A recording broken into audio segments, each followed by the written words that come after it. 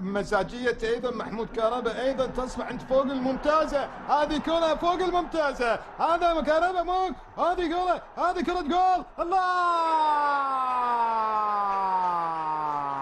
فوق الممتازة وهي فوق الممتازة. في الدوري الممتاز دائما فوق الممتازة، بيسجل بيوقع حضوره بشكل قوي مع نادي القادسية كهرباء.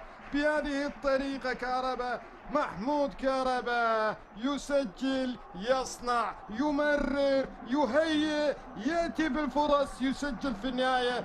هذا الهدف الرابع الآن في دقيقة 16 من زمن شوط المباراة الثاني.